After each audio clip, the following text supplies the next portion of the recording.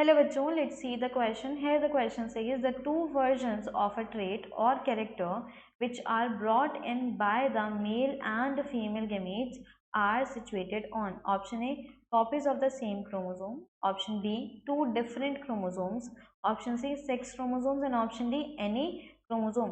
Question में पूछ रहे हैं कि एक ट्रेट के जो दो वर्जन्स हैं, बेसिकली दो एलील्स हैं एक ट्रेट के, एक मेल से आया एक फीमेल से आया, ये कहाँ पे प्रेजेंट होते हैं।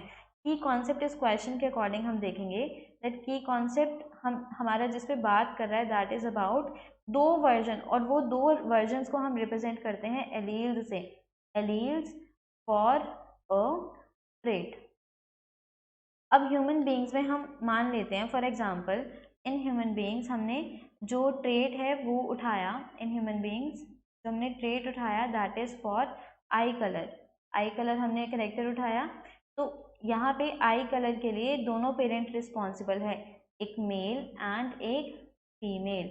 मेल के पास मान लेते हैं फॉर एग्जांपल कि जो आई कलर है वो ब्राउन के लिए है, और फीमेल के पास यहाँ पे मान लेते हैं ब्लैक के लिए।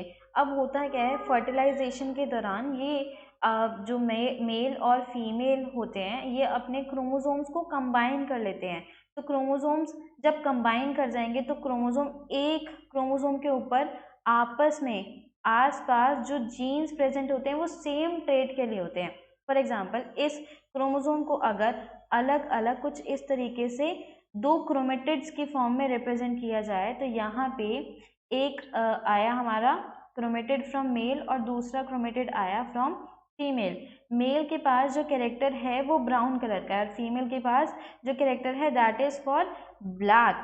अब इन दोनों में से कोई एक डोमिनेट करेगा और एक जो रह जाएगा वो रिसेसिव होगा, दोनों में से कोई एक ही ट्रेट प्रोजेनी में शो होने वाला है। तो ये जब डिसाइड कर रहे होते कि सेम हमारा प्रोजेनी है, सेम कैरेक्टर है, तो सेम कैरेक्टर के लिए हम सेम क्रोमेटिड लेते हैं और उन्हीं दोनों क्रोमेटिड से हमारा एक क्रोमोसोम फॉर्म होता है। बेसिकली यहाँ देखेंगे दैट ये जो दोनों सेगमेंट्स हमने उठाई हैं ये दो क्रोमेटिड है, दो क्रोमेटिड है किसके, of same chromosome, same chromosome.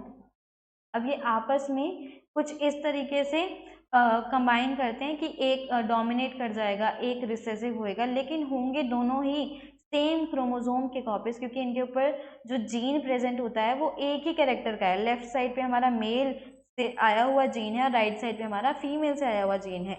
तो क्वेश्चन के अकॉर्डिंग ऑप्शन देखते हैं। फर्स्ट ऑप्शन से copies of same chromosome, same chromosome की कॉपीज होती है, बिल्कुल सही है, क्योंकि यहाँ पे जब कंबाइन करते हैं तो एक ही कैरेक्टर डोमिनेट करेगा और दूसरा रिसेसिव होगा, तो ये हो गया correct. Option B two different chromosomes, अगर दो डिफरेंट क्रोमोसोम्स पे प्रेजेंट हुआ जीन तो उसमें से हम ये दोनों आपस में पता नहीं लगा पाएंगे कि एक कौन सा डोमिनेट करेगा और दूसरा कौन सा रिसेसिव है अगर डिफरेंट डिफरेंट क्रोमोसोम्स पे प्रेजेंट हुए, तो ये इनकरेक्ट हो गया। Third says sex chromosome, sex chromosomes भी यहाँ पे इनकरेक्ट हो गया, क्योंकि ये आगे जा करके कंबाइन करते हैं, कुछ ऐसे कैरेक्टर्स फॉर्म करते हैं जो एक मेल से और एक फीमेल से आएगा और जिनमें से कोई एक डोमिनेट करता है। इसका करेक्ट आंसर है कि सेम क्रोमोसोम पे प्रेजेंट होना चाहिए, तो ये सी ऑप्शन भी हमारा इनकरेक्ट हो गया। डी ऑप्शन से एनी क्रोमोसोम, तो ऐसा भी नहीं है कि किसी भी क्रोमोसोम पे प्रेजेंट हो, ये भी इनकरेक्ट हो गया। Final answer to the question is A, copies of the same chromosome. I hope you understood the video well. Thank you. Best of luck.